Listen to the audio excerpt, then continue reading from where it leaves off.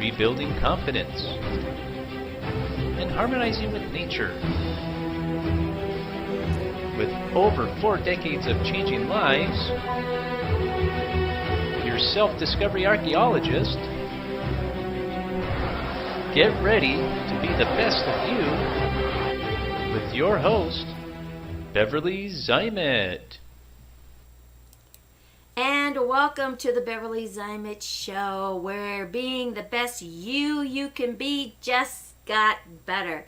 And our guest today is Anissa Yardley, and she's coming live from South Africa. Welcome, Anissa. It is so great to see you here. Thank you, Beverly. Thank you for having me on your show. I truly appreciate it. Yeah. Gosh, we met on Facebook in a group, right? That's right. That's correct. Yes. Yeah.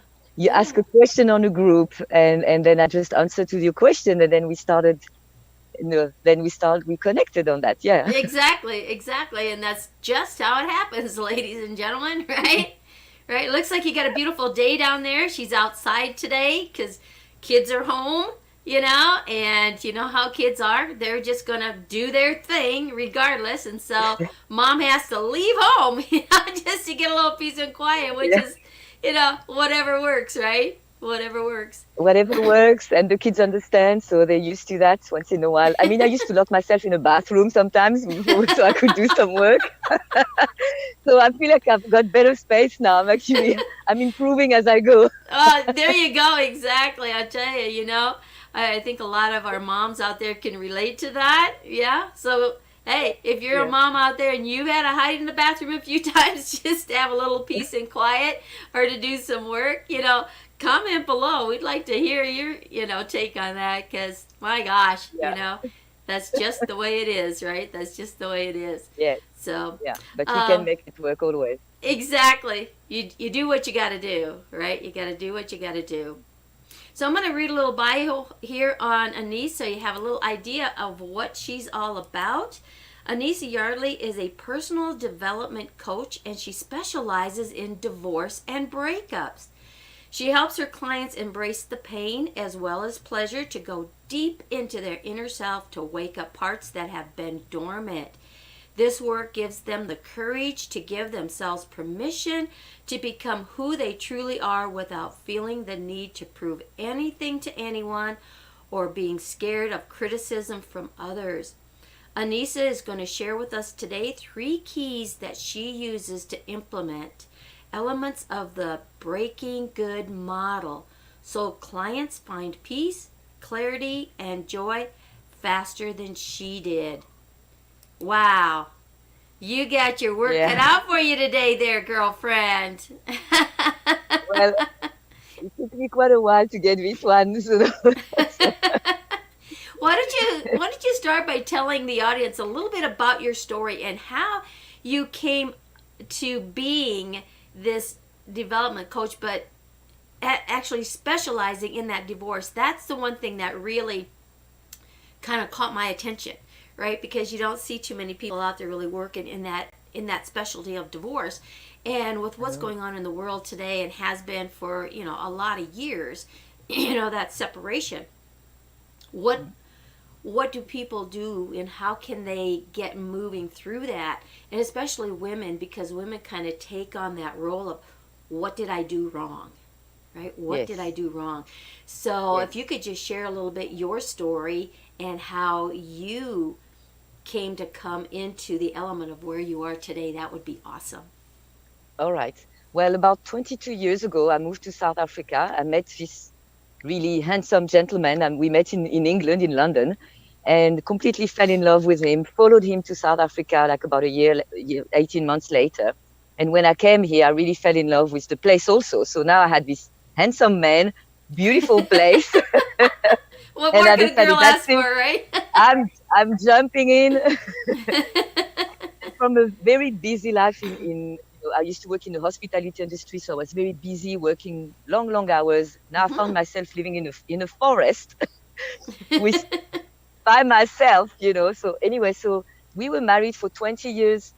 We had many happy years together. We had 2 incredible children, 2 boys. But eventually, we we grew apart so much, and we really Right. our relationship was really not working, and it was obvious that we had to separate.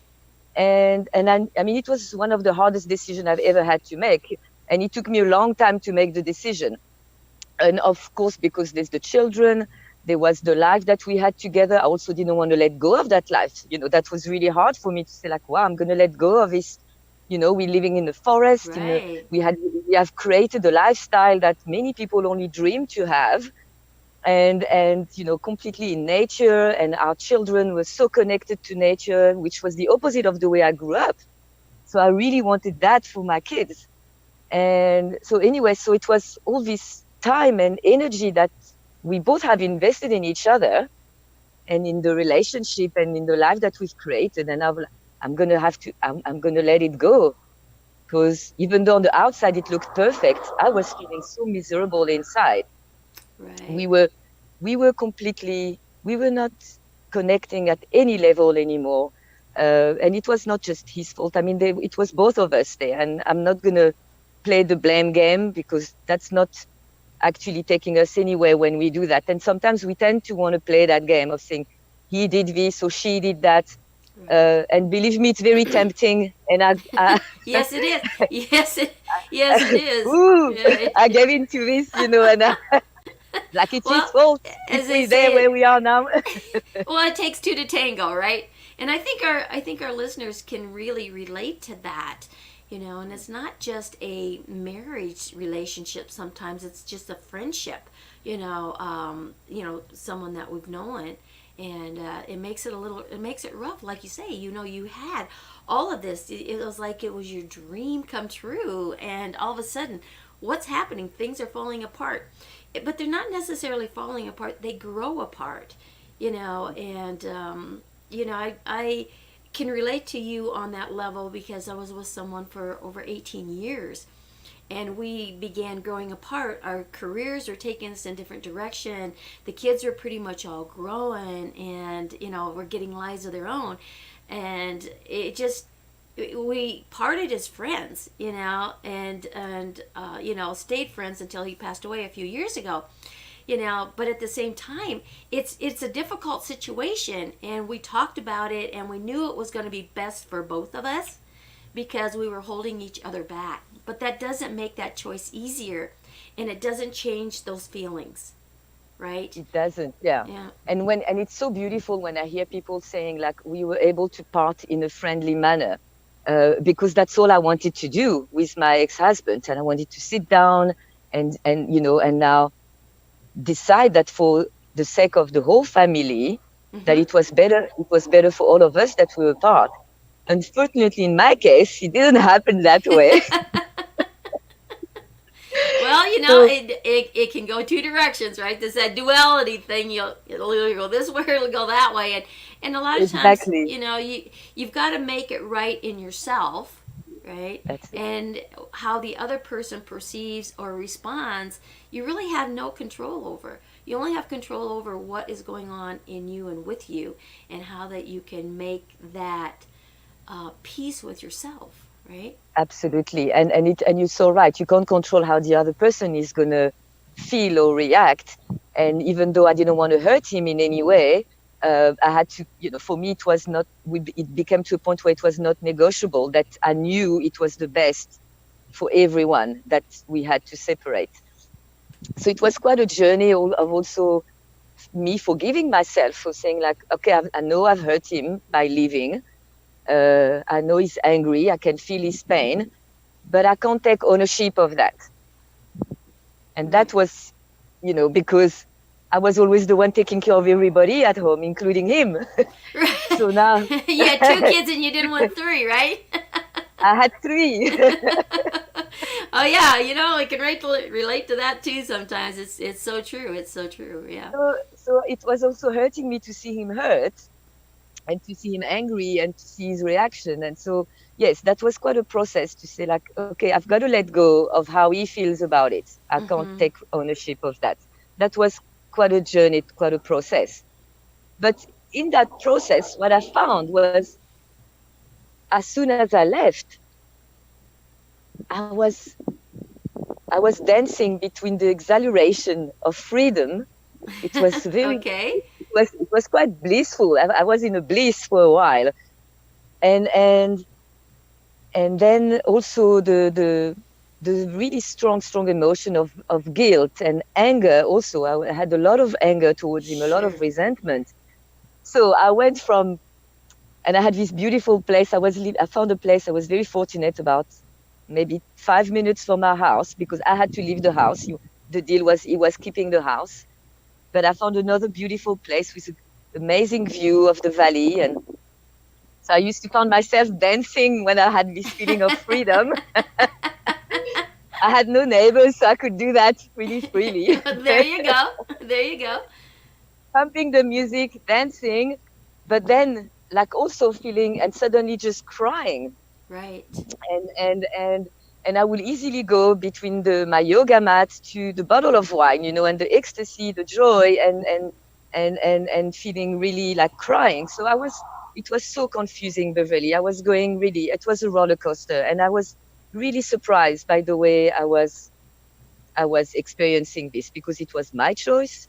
Right. And so it was confusing that I had still all this negative I mean, not negative. I don't like the word It's negative, kind because of I a think hurt, it's just it has a there's a purpose. confusion. I mean, well, you have to look at it from 20 years. Here you spent 20 years with a person. You've had Yes. 2 children with them, It's not that you don't still love him, but you're not in love with him. That's the difference, No, right? I wasn't in love with him, and there was a lot of hurt. Obviously, there was a Right. lot of things, like I don't want to put the blame, but obviously he's not innocent. I wasn't. So there was a lot of things like, Right. how did he dare? Why did he treat me that way? Why he did this? I'm not good enough, and there was an Yes. affair, so I had to deal with the affair. I had to, and although I thought I had dealt with it, it kept coming up, Oh even though gosh. we were safe. So so there was all of that. So it was a soup Yes. Yeah, and that of all stew these was things. And it's like, oh, that's not so great. That's not so right. pretty. Right. Yeah. Well, and you reach a point there, with all that confusion and do you, don't you, what's going on, and Yeah. Yeah. it's like I got what I wanted, I've got my freedom, yet at the same time, all this other stuff is going on, and it's like, and it takes a lot of strength to move through that. And when you don't have someone you can talk to, and unfortunately, it's almost easier to talk to a complete stranger than it is to talk to friends, because, the friends that you have were when you were a couple. And so it's like, do I take this side or do I take that side? And it's not good, Exactly. because if you spill, your deepest, darkest feelings, and then they run back over here to that other person, it's like, oh my gosh, it just makes everything worse, So you got all Yes. that stuff that you're dealing with, and you're trying to weed through why you're feeling these guilt, and why Yes. you're feeling this pain, and, and so you try to suppress it. And I think a lot of our viewers can relate to that. And please comment below if this is you, if you can really relate to this. And like I said, it doesn't matter whether it's a short-term relationship or a long-term relationship. You still have opened your heart and you've put everything into that relationship, right? So where do you Yeah. go with it, and how do you deal with it? Because those emotions are very, very real. Don't And they deny roll. yourself. Yeah. Exactly. They Eh, roll, they're intense. And a lot Right. of time we want to show a brave face. We pretend we want to show Oh the world that gosh, we like yes. we're strong, and we handle that, but inside we crumbling completely. Mm-hmm. um, because we feel like we're embarrassed to feel like that. It's like, how can, it's okay. It's just move on. People tell you, the amount of, sorry, the advice that people say, I was going to say swear word, but you see how I refrain myself. I stop myself. We've all been on the road. We've all been there. That's okay. Believe me, I can swear. Sometimes my kids say, Mom, my kids are embarrassed sometimes. But sometimes, sometimes I know it's from a really good intention. People come from 99% of the time, they come from a really good place. But, Yes, they do. they want to give you advice because they feel like they need to tell you that it's going to be okay. And often we don't really want to hear that. No. We No, want we to do it don't. at our own rhythm. But there are three things that I've noticed that people say that used to get my hair up my neck. was Okay. Okay. after my breakup was like, oh, oh no, what happened? You looked so happy. Oh my gosh. Oh my And I was gosh. like, That is so true. So and it's like, true. well, yes, we're not going to fight in front of everybody. We're not going to like, so when we're out in the street at social gathering, we're not going to wash our dirty laundry. I'm not going to like pretend that, so we Well, have there to, are some that do. There are some that do. yes, there's some that do. It, That's not me, but yes, yeah. yes, Yes. exactly, And exactly. so nobody knows really what's going on behind doors. And, it's not because people don't, and you don't have to fight and scream to be unhappy in a No, relationship. no, you don't. You don't. Not necessarily this kind. So, No. so that was the one thing that used to tell me, like, but you don't live in my house, so please don't tell me. Yeah, that's right. That's right. You're not walking in my shoes and sleeping in my bed. So, Yeah. So I think this one, everybody heard that one. yes, I think And so. then, and then the second one was like, oh, just move on. It's like, well, if it was that easy, we would all moving on so quickly. So, Right. it's also like very, it's not just as easy. Um, and then the third one was like, oh, don't worry, in time things, time will heal. And I so disagree with that because I've heard people, or I know people who have been living with the broken heart for 15, 20 years. They still talk about their Oh story. yeah. Oh Because yeah. they still feel that pain. And so, no, time doesn't heal. You've got to be actively involved in your healing process. You've got to decide, Hmm. I have cried enough. I have suffered enough. I'm done with that. Then the moment you make that decision, already something shifts in your mind, in your heart, and then you can start that healing process. But until you make that decision yourself, And it has to come then from the self. That's the and key. that's, That's yes. the key. So I know our family and friends, they're very well intentioned. And then when they say that, they want to help us. But often what it does the opposite. What we do, then we want to close ourselves even more. Exactly. And then we Exactly. isolate ourselves because, oh, now you make me feel that what I'm feeling is wrong. Yeah. Yeah. Exactly. And we do take it as like, well, what's wrong with me? It's like they're pointing that finger right at you, and you're going, oh, as if I didn't Yes. have enough pain, right? Now Yes. I got more, and you're supposed to be my friend. You're supposed to, console Yes. me. You're supposed to just be my sounding board. And it's like, oh my Exactly. gosh, all this stuff going on. But Or they also tell you like, oh yes, you're right. He's such a douchebag, and or she's just like that, or right. you're right. And actually, you feel worse after that because you It's realize, like, oh but gosh, they're not. It's like just, oh yeah, the conflict, actually, that inner I conflict. don't need you to. We don't need our friends and family to kind of stroke us and say, yes, okay, you are the poor little victim there, because that's not helping us either. No, Um, no, it's not. And you use that victim word, yes, and sometimes we do feel like the victim. And, and when we reach that point, whether it's 15 years later, 20 years later, I know people that haven't reached it ever. They've gone almost 30 and 40 years, right? yeah, So it's coming to peace within yourself and the forgiveness of the self, forgiving that other person, and just like surrender it. Just surrender yes, and let it be. There are things in the world that you can change. And then yeah, there are things in the world you have no control of change over at all. And it's knowing and exactly, understanding the difference. Does yeah, that mean that you don't have a heavy heart? No. But what happens when you hold that resentment and you hold that anger and that blame factor, right? Because that's all of it. You're holding guilt to yourself, but you're holding anger and hatred and whatever deception to that other person. Because it's like they done me wrong, so I'm doing the right thing. I need to be proven right, but at the same time, why do I feel guilty like I'm doing the wrong thing? Oh my God, our poor brains just continue to work, right? But and the thing and is, that's so dangerous. Yes, oh sorry. yeah, and we swallow it, right? We hold it inside here, And that's so and dangerous because when you play that scenario in your head, whether it's for 5 years, 10 years, however long you play that, mm-hmm, you do that because you want to be right. And maybe yes, you're right. Maybe, like I say, he didn't treat you well, or she didn't treat you well, or maybe you 100% or 99% right. But that's not even the point. no, The point it's is like not. it's that that wanting to be right is what keeps you in that victim loop. That's what keeps you in the drama. That's what keeps you in the details of the story. Right. That's what stops you from actually truly moving forward.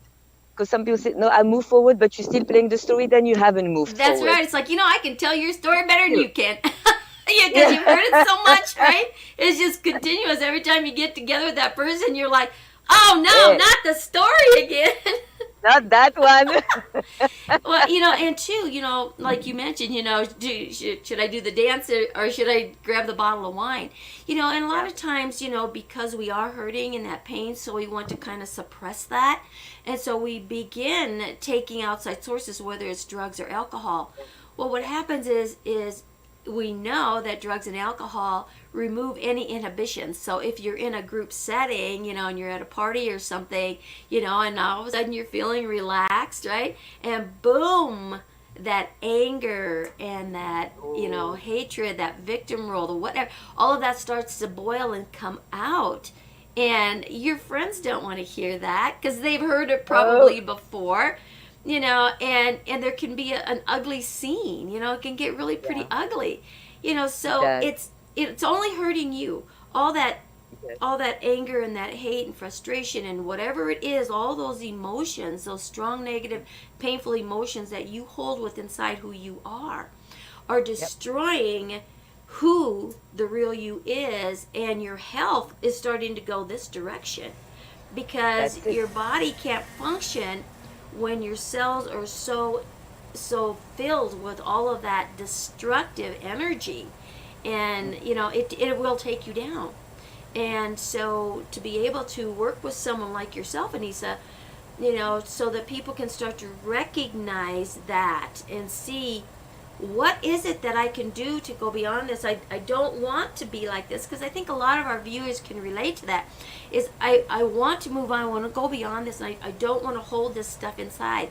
How do I just let go? And it's not like, well, just let go. It's not that easy, right? No, it's not. It's not. and it's often the thing, like you're so right. It's like we want to let go, but we don't know how. Right. And there's a part also of ourselves, like because we're trying to avoid the pain at all cost, and that's why we go through this phase of self-medication, whether it's through the wine or medication, other type of medication.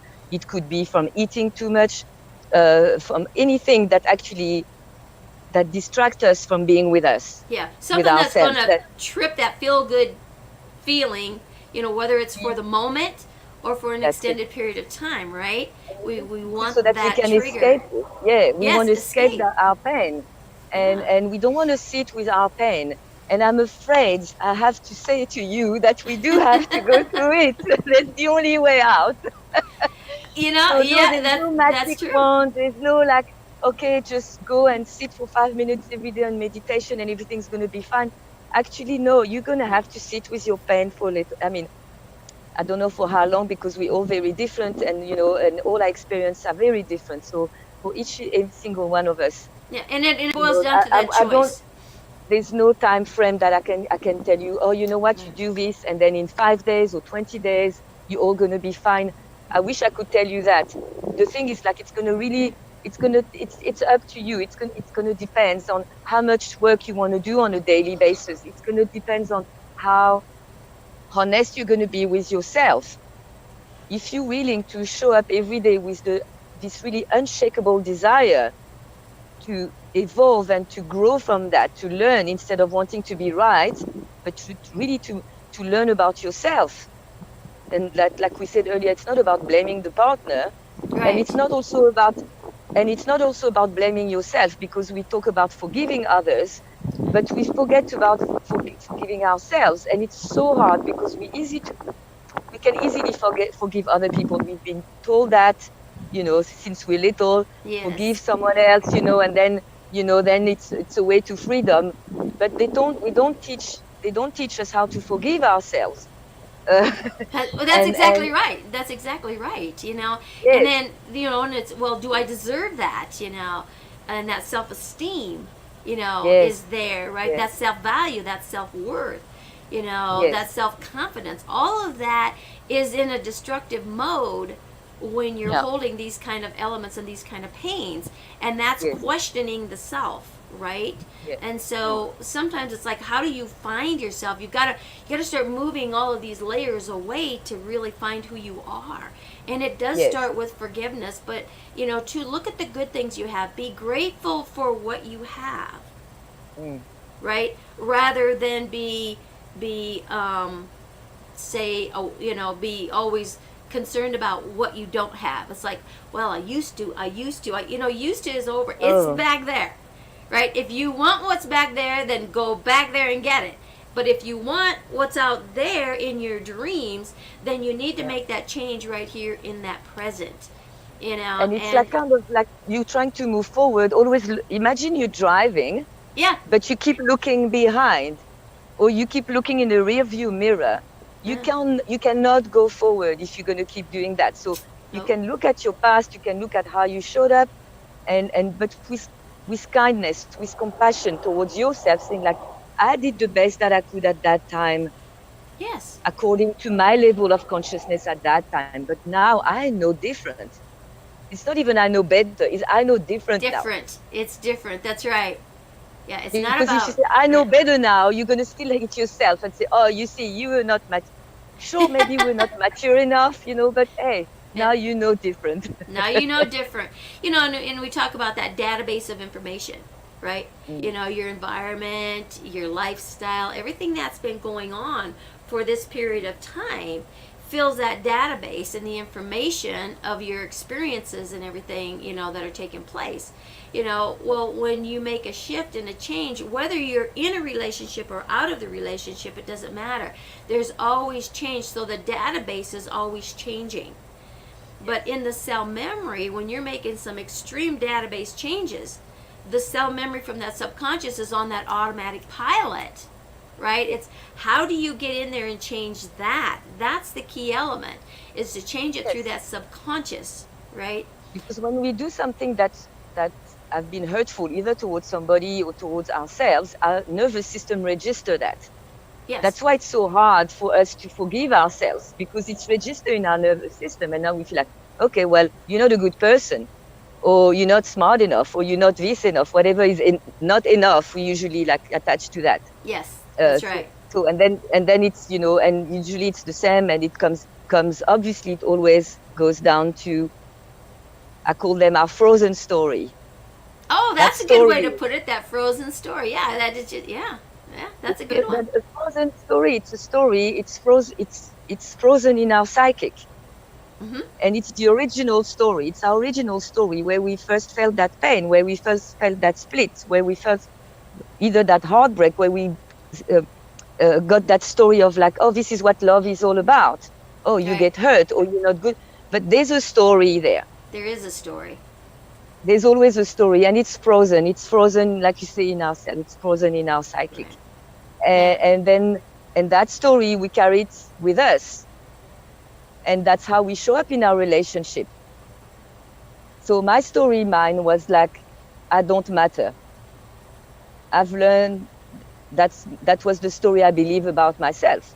From a very young age, my story was, I don't matter and I must be quiet. And I have a memory, and I was about 10 years old, where my mom put her hand on my mouth and said, be quiet. And that was the most hurtful, actually. Not what happened around it, that was that hand on my mouth.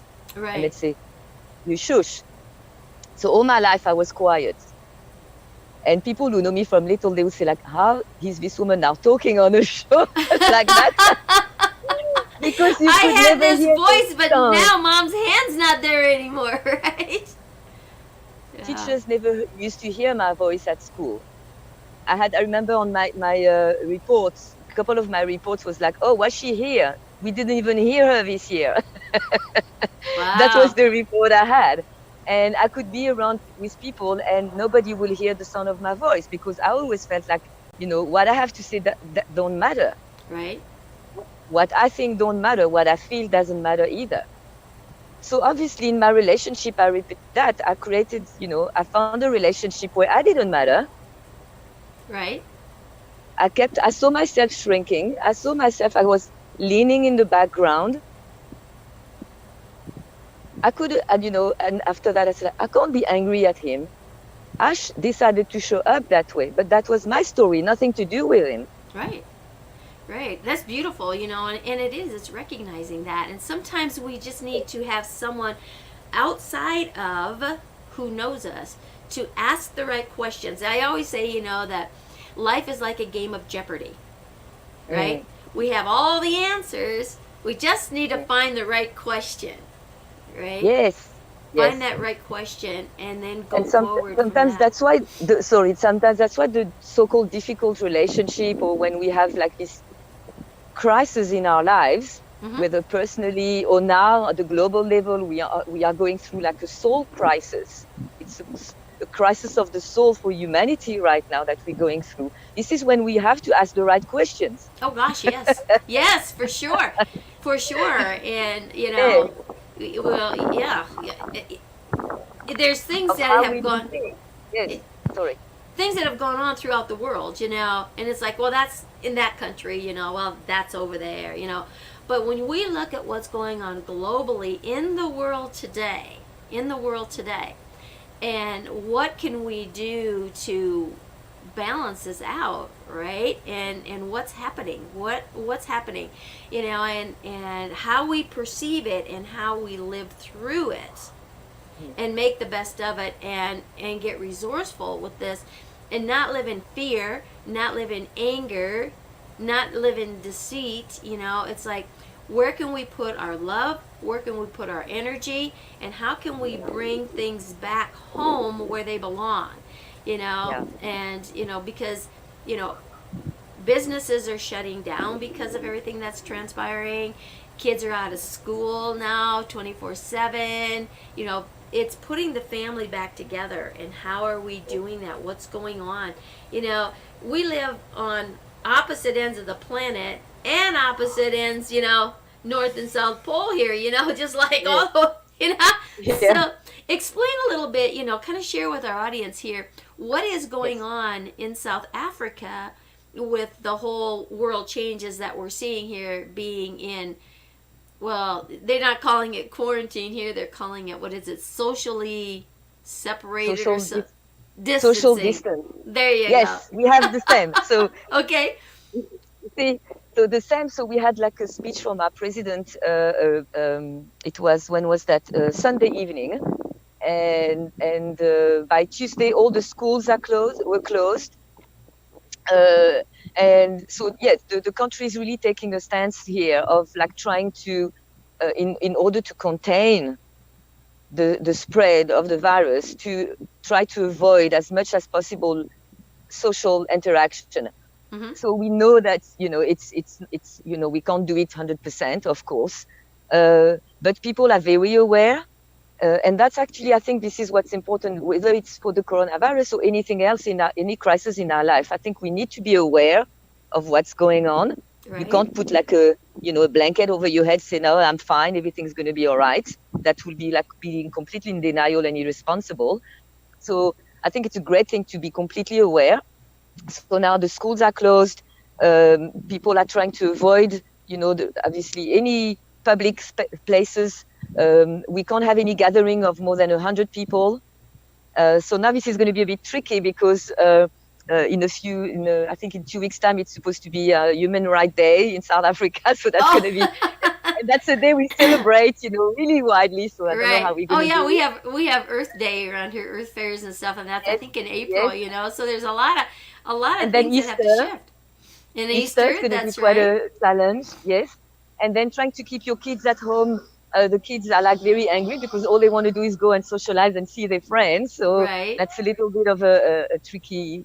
But I mean, it's not about stopping every interaction, every socialize. You have to still socialize a bit, but I think you have to do it in a responsible manner.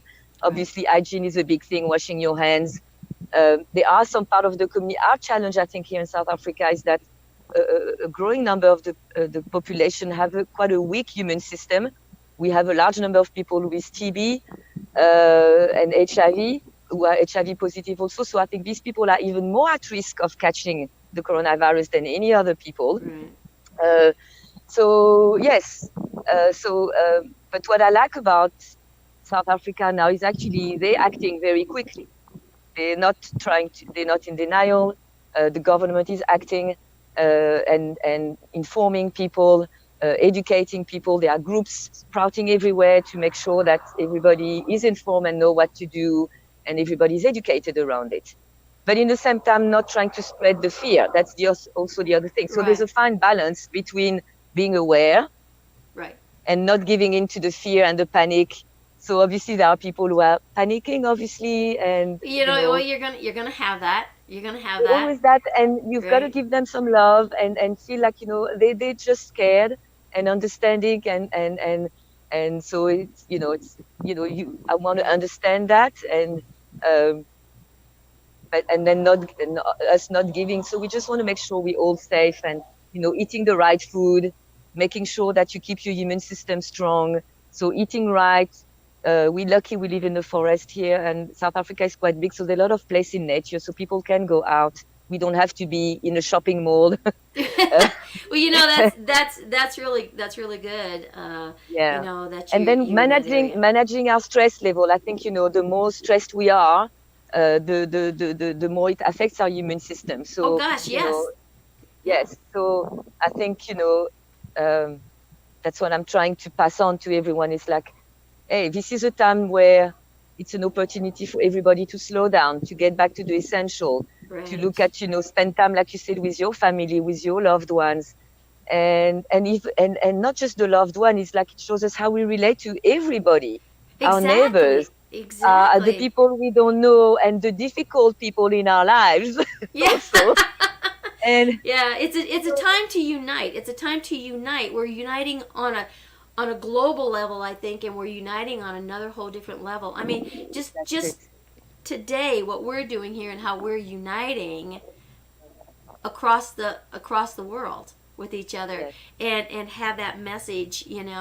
So your world down there in South Africa really isn't any different than my world is up here in the States. And It's we're the all same. human. We're all here for a purpose. And it is working into that. It's been years I've been talking about, the awakening, fifth dimension, all this kind of Yes. stuff. It was back in the 70s, it was the hippies and love, love, love.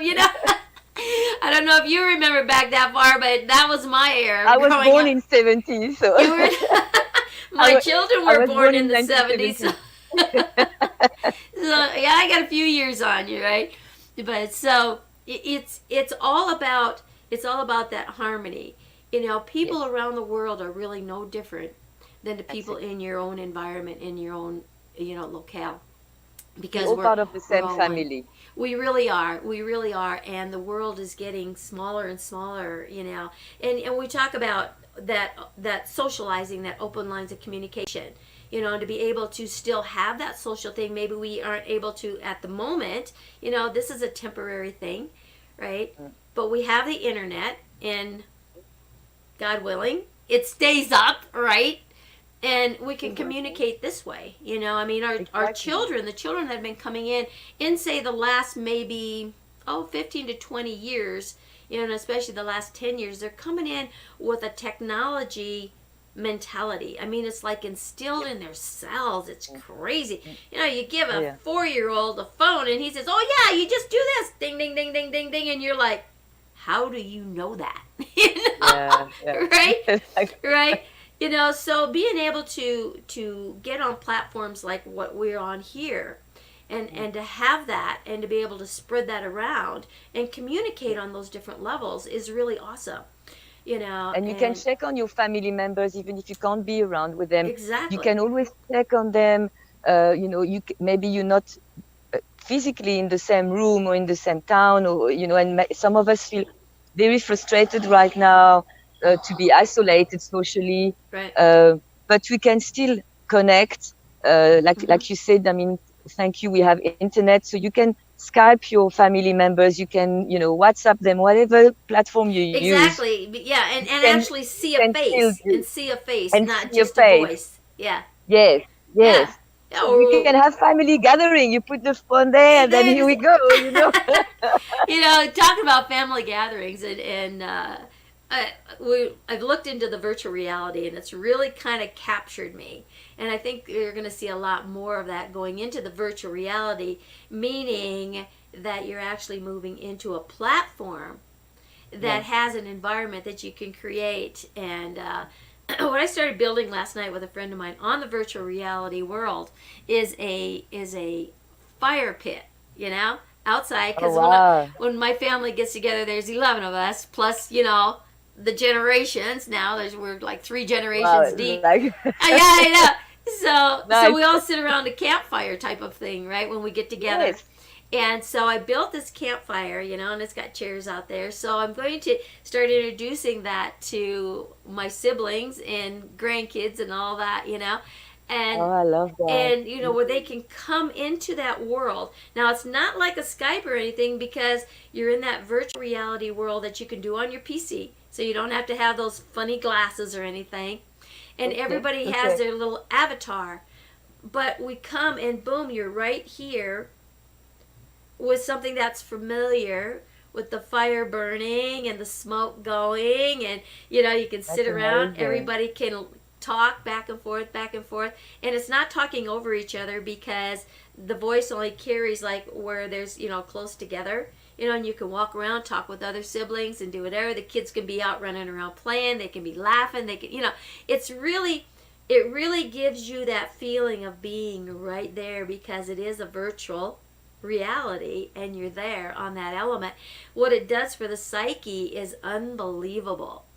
You feel connected again. You feel connected. Very connected, even more so than just on a WhatsApp or face to face like a Zoom or Skype or something, right? You're actually in that element, and when you start doing that, and it's good for businesses. I love the idea. I wonder if it would work here, because in South Africa we have we call we braaiing. Instead of barbecue, we call it a braai. Right. So here people, so there's always a fire. Even when it rains, people will have a barbecue out. That happens here too. It happens here too, right? And you can take this virtual reality anywhere that you want to go. I'll put you on a link, and if any of our audience out there is interested in wanting to know what this virtual reality world looks like, make a comment below, reach out, send me a private message, so you have the opportunity to build what they call worlds, right? So you could build your little backyard barbecue. You could have the back of your house, because you can make a house. You can have the back of that. You can even have your house where people can run through your house. It's awesome. I love that. So if you can create it up here, you can create it in the virtual reality worlds, and have that, and invite people into that element, and have that social gathring. I think it will help a lot of people right now, especially at the moment, with people not being able to. And some people, I'm getting messages from people who say I'm really freaking out about this. I've been in lockdown for a week already, and I know, for instance, now, when the weekend comes, people that's the time where they want to socialize. So I think on the weekend it might be even more difficult for some people. For some people, yeah. I think it's the idea that we can't just come and go as normal. Because how many times, oh man, I wish I could just disappear from the world, and just have this space. Well, think of that being your wishes, has just come true, and take advantage of that right now, rather than stressing yourself out more. De-stress, right? Yes. And so with these virtual worlds and stuff like that, to have that kind of opportunity, it's amazing. And businesses, now having to figure out how they can work from home. So we actually have worlds that you can go into, and here's a boardroom. You can build it however you want. You can have all these little stalls if you want, when everybody has their own little office, and be working at home, but in that environment, and always right there at the beck and call of that other person, right? And communicate. And all you got to do is you look up, boom, there's your office staring you right there in the face on your computer, and your employees or fellow employees or the boss or whatever, everybody now is in this same little room right there. You can say, hey Jane, do you have a file on this, right?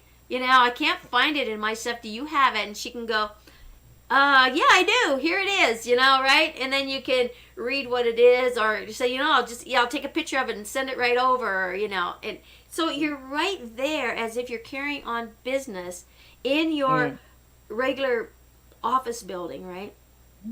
So it works on both sides, kids, and now, with school being out, teachers can use the same platform where they can be on a stage, they can be in a classroom, they can be up in front of that classroom, and you can have desks like you normally do. You have a little computer sitting on that desk, however you want that to look. And all the students come in and they're sitting there and they're interacting in school, right? And they can still talk with their friends and stuff like that. So the reality of it, the see, touch, taste, smell senses can be activated in those virtual reality worlds without having to have those glasses, the funny glasses. Now, when you're wearing those 3D glasses, of course, you're getting a whole different program. But it's another expense that may not be, especially if you've got 3 or 4 kids. Whoa, that can be one heck of an expense. But it's not really safe for children to have those on for an extended period of time anyway. Because it does mess with whatever. But to be able to walk into a virtual reality world together with your friends, and this is their technology, and be running around, you can run around out in the planets, right? Because they have places where you can learn. These are learning experiences, right? And a lot of them even have little clicks. Okay, boom, we went to this planet. What's the name of this planet? You click on it. Oh, this is Saturn. Here's everything you need to know about Saturn, right? And it's like, okay, now let's jump in our little spaceship and let's go off to this one. So the world out there is really changing. And so there's a lot of stuff that's going on right now. And I think we're going to see more of that, happening right now and becoming a part of. And once all this stuff is lifted and, things kind of get back into a normal state, I think the normal we left is not going to be the normal we come back into. Because we've had to learn how to make some shifting, right? And I think because of that, a lot of us like spend time now looking really honestly at our lives and what's working in our life, what's not working. And I think it's a great opportunity to do this right now. And I always try to find the gift in every situation, regardless of the situation. And I think this is a great time now for us to do this. To look at our lives. Are we going to get cut? I see you looking on the side. No? Yeah, it is. It's like, what are we doing with our lives? What's going on? And it doesn't matter what side of the world you're on. Everything is the same but different. The same but different, right? Right? Yeah. So when it comes to if we're looking, sorry, we got a bit sidetracked. But if we're looking, you're asking me earlier, how do we move past, a relationship so like we said, any crisis in a way, it's not just. Right, it's not just a divorce or a breakup, a loss is a loss. I mean. A loss is a loss, yes. Yeah. And that can come with death of a family member, a friend, a neighbor, a pet. Right, you're still going to feel some of these same feelings, And you will, yeah. What do you do to move past those? And then when we talk about divorce or breakup, I mean, the numbers are pretty frightening. It's like they say it's about 50%. 50% of marriage end up in divorce. I think it's a bit higher. And then there's all the people who don't get married. You don't have, who have been in long-term relationships. So I think the numbers are much higher than 50. Right. We can reach probably over 60%. And then that a breakup, divorce is considered one of the most traumatic events in one's life after the death of a loved one. So you can imagine how many people are suffering in silence right now. Right. I've actually heard people actually say, a divorce is a greater loss than a death. Because that person is still walking around out there, right? Yes. And so it's a constant reminder. Yes. Right? Yeah. Where with a death, it's final. Right. And then and it's final, and you don't have the shame that attached to that. Yes. Because with a divorce, I think especially a divorce, or maybe even a long-term relationship breakup, we feel ashamed. There's so much stigma attached around it. Oh my goodness! Yes. and we feel like, oh, I was not good enough. I couldn't keep a husband, or I couldn't keep my wife, or I didn't make it right. There's something wrong with me. So there's so much shame to it. And then depending on the culture that you grew up, then it's even more shameful. So if you grew up in a family where religion is really at the center of the family, Right. then then a divorce is not acceptable at all. And then so now you carry double the shame, not only the shame of your identity has been under attack. Now also, Right. Your religion's telling you that everything's wrong with you. That. So, or So your true. culture, depending on the culture that that's strong in where you are. So there's a lot to take in consideration there when there's a divorce. That it's not just the guilt of like splitting a family. There's the social guilt, the social shame that we have also to carry. That's why it's very hard sometimes to forgive ourselves in the process. But so yes, that's what I wanted to just come back to that. And thank you for bringing this culture thing up, because I mean, when you look at, there's so many mixed marriages out there, and because we have open travel all over, we have cultures from one part of the world to another, but they're all coming into the same element, especially in some of your big cities like New York, Chicago, LA, San Francisco, Las Vegas, Denver, I mean, some of these big cities, you've got just about every type of culture possible. And, so now you're getting, intermingling with relationships, whether they turn into marriage or not. Sometimes there's accidents that happen. You have children of these mixed cultures, and that's still in the blood.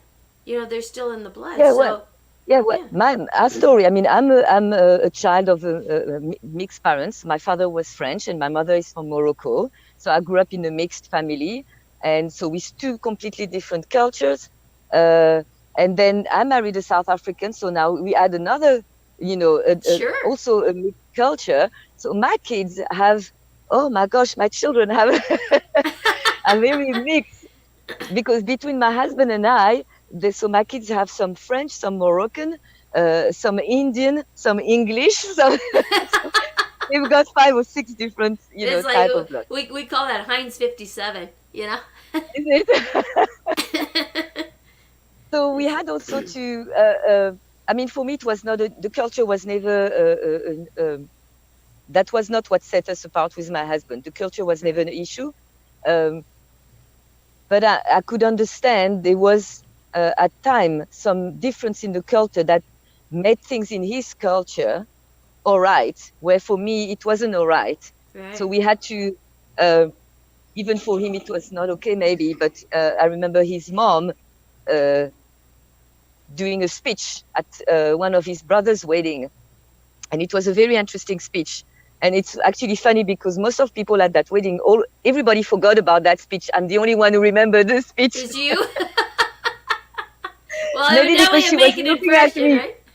I think because she was looking at me. The mother-in-law, sometimes they want to pass a message on to you. It's like this eye contact, right? I'm looking at you. I'm talking to you. And she was saying something. It was very, I mean, it's such an amazing story. So her story was, is that okay? Can I share the story? So yes, go right ahead. Share that story, please. Yes. Okay, it's such a nice story. And then she was saying like a marriage is like a house, and the woman is the floor. Okay. So if any of you are struggling right now, don't worry. I had also shivers down my spine when she said that. You can see yourself being walked all over. Right. Yeah. So the woman is the floor and the man is the roof. And sometimes there's a big storm, and the roof get blown away. She said, the floor must not move, as if the floor could move. But so the floor must not move. Right. Because the roof will always come back. So I was like, that's a very interesting story. Because because a roof won't come back. I mean, if you look at the story itself. So an analogy was not really good, but I know what she wanted to say was like a man will probably wander. It's kind of expected of a man to wander and maybe have affairs. The woman must just stay put because the man will always come back to the house, where, the family unit, where there's shelter, where there's food, home cooked meal, where the woman is the one that's holding the family matrix. So the family matrix depends on the woman. Right. So I know what she meant. I know she didn't mean it in a bad way. You know, I really think, again, you know, I don't think her intention was like, you know, I think it was also from her own experience. Sure. Sure. And Exactly. you know, Exactly. Right. it was her own Right. experience. She went through this, you know, and a lot of the women around went through the same, of having their husband going and having an affair. And then now you're faced with the harsh reality of like, what do I do? Do we, you know, before you say like, I just leave, but now you've got a family and you're like, okay, what do you do? And a lot of families stay together even after an affair. But it was what was the message she wanted to say was like, just stay put. He will do it. You just have to stay strong and keep the family together. The family relies on you, basically. And I feel like this is a lot of pressure to put on one woman. Well, you know, and it's not just one culture or another. I think that's like Yes. like a whole, you know, ancestral thing where Yes. women were put in that position, right? To be the home base and to Yeah. keep that unit together, where the man was to go out, you know, hunters and gatherers, and you know, bring home the bacon, so to speak, and all that kind of stuff. So the woman was the one that was dependent upon, you know, taking care of the family and the children and doing all of that. Yeah. Our world today has really shifted completely out of that scenario. Yet I think we still keep that in the DNA, right? In the whole We DNA do. genetics, that whatever it is, you know, that That just kind of we are plugs. still holding that family together. And Yeah. then when we Yeah. decide now that we're going to walk away, that we're going to divorce, that we're going to leave our partner or our husband, Mhm. now it adds to that guilt that we already, that's why we feel also so guilty. We feel like, oh, Right. now I was the one that's supposed to keep I was everything yeah. together. Yeah, so I'm the failure, right? And now I'm the I'm one walking away. Right, right, exactly. Yes. I uprooted that floor, right? Right? Yes, I broke Yes. that floor. Never Right. mind the roof. The roof is gone. Yeah, the hell with the roof, you know. There is the roof. I want a new roof. This roof is not good. That's exactly right, you know. And Yeah. so to understand, you know, to where the feelings come from and how they instill, because when you look at breakups and separation and things like that from a male perspective and a female perspective, they're the same but they're different. I mean, they're really different. It's just like a woman's brain functions way different than a man's. Yes. You know, Yes.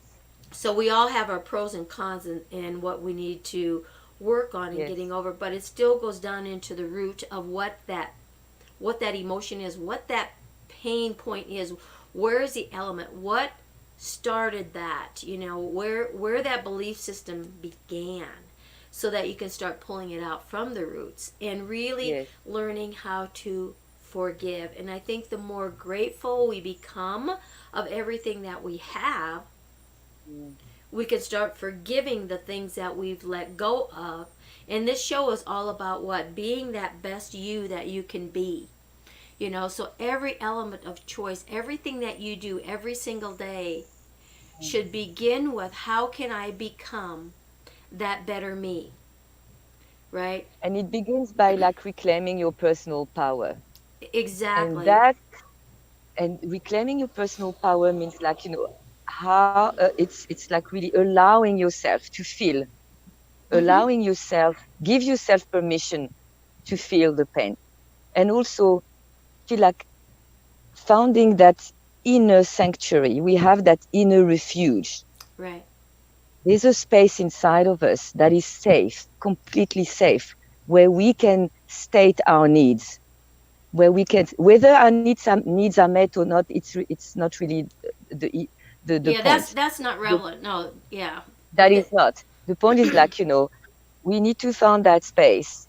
And that's when, like, when we quiet, you can't do that if you're constantly busy. You can't do that if you're drunk. You can't do that if you're on medication. right. That's why you have to sit with it and say like, okay, and our breathing. So breathing and say like, okay, it is okay for me to say what I need. No guilt, Right. no shame, no nothing. It's like, this is what I need, and be able to say it, and be able to conquer how we respond to all these emotions that we have, and instead of using it against ourselves, like again by drinking or being angry, Right. like how can we transform it into a positive change in our lives?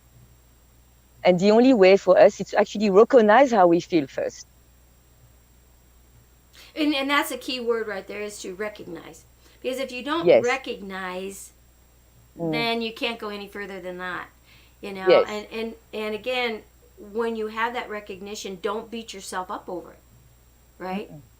And it's like, okay, now I really recognize what my story is starting to evolve here, of how and why I am the way I am. Right? And then now what can I do? Because now you're being true to yourself. And I say this all the time, lie to the world. Just lie to the world. It doesn't matter. Yeah. But you need to stop lying now, to yourself. Right? yes, and take responsibility for the way you Right. showed up in the relationship. Yeah. Of like I said, even if the other person was really, really didn't treat you well, what part of you, there's part of you that gave you power away. There's part of you that stay quiet when you wanted to Right. speak. There's part of you that accepted What was going unacceptable on? Right. behavior. There's part of you that decided, like me, that's like, I'm going to keep quiet. I'm going to hold back. There were times where I could see myself, physically, I could see myself going like, Oh, yeah. completely disappearing in the background, Right. Right. He didn't make me do that. That was me. So that's also the very important, again, so that we don't fall into that trap, like we were saying earlier, of the blame game and the victim traps. Like, I want to look at that part of me where I need to own that. We need to own it. Right. Yes, you do. So that we can Yes. change it. Not so that we can beat ourselves up, but so that we can change it. And that's the whole and that's thing. part, yes, and that's part for me of the step one of the program, of that program that I designed, called Breaking Good, because I think I like that word breaking, because it's not necessarily a bad thing. No, some things need to be broken, Yes, to be able to come back and exactly. recycle it, shall we say, and rebuild it into I something like recycle. better, Yes, right? I like that word. Yes, perfect. Yeah. Yeah. And then, so the first step is about that, reclaiming our personal power, Right. so that we can conquer how we respond to our emotions, and then transform them into something really positive in our lives. And then the second step is to release ourselves from the frozen ideas that we have about relationship, intimacy, sex, and we have, even if, I never believed in the happily ever after and the, Cinderella and Prince Charming, but in the same time, there was this expectation now that we married that, I expect you to show up a certain way. And there's all these unspoken deals and all these promises, spoken or unspoken. The thing is that every relationship is a contract. Yes, it is. Yes, it and is. now we're breaking that contract. And so we need to release ourselves from not only the frozen ideas that we have about relationship and everything that I said, but also let's release ourselves about the promise that we made to each other, these agreements that we had. And Exactly. And I release myself and release my partner. And that's part of that forgiveness package. When you can release that, you Yes. can begin to forgive. right? Yes. And begin, forgiving the self makes it a lot easier to forgive others. I mean, you can say you forgive others, but you can't give to anyone else what you haven't given to yourself first, Yeah. right? Right. Yes. Yeah. Okay, so Yeah. those are the first 2 points. What's the third That's point? the first two. And the third one, we've worked through our dark stuff now. So, Right? like, let's bring a bit of like positive now is like, how do we renew our lives? We Mm-hmm. renew our vision. Because what we wanted in the past, we have grown, we have evolved, we have learned. So what we wanted 5 years, 10 years, 20 years ago, it's not what we want anymore. So we need to look at, how am I going to move forward now, we need to take charge of our new life design. Right. That's right. With everything that we've learned about ourselves, about our partners, and and at large about the world actually, because whatever we learn, it's not just about ourselves, it's not just about our little world. We learn about Right. once you go through deep work like that, you evolve so much that it changed the way you see things, it changed the way you see the world. Um, so now it's the third step, renew, is about creating a life design that will allow you to embrace your uniqueness unapologetically. Sorry. With I struggle with, I like when I write it, but when I say it, um, so embrace It's your your new zone it's of your new knowing your your new zone belief. of genius. There you go. Yeah. Whoa, Anissa, I think she froze up there a little bit. She can't be freezing down there. It's a beautiful sunny day. She'll come back. But this has been a beautiful conjunction here, and the message has been powerful. So basically what she's saying here now in her third step was what? Is to embrace the new you, the new world, and your new belief in everything that you're looking to do. Yeah, so recognize it and then learn how to eliminate it and then replace it with what that new belief is all about.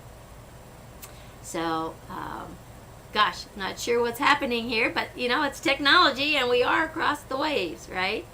So what I'm going to do here is I'm going to bring up Anissa's information here again, how you can reach her, right? She's a beautiful spirit here. She's helped a lot of women, and reach out to her. Comment below, send a private message to her, and here's her website, www.AnissaYardley.com. And I want to thank her. Are you back? Nope, I don't think she made it back. So we are going to call this a show. I want to thank each and every one of you for listening and for being here. And again, comment below. Let us know what you liked about the show, how you felt about the show, private message if necessary. And today is the day to go out and do what? To become that better you. So be the best you that you can be. Why? Because Anissa and I here are going to go out and be the best we that we can be. Thank you all so much for joining us, and we'll see you on the next show.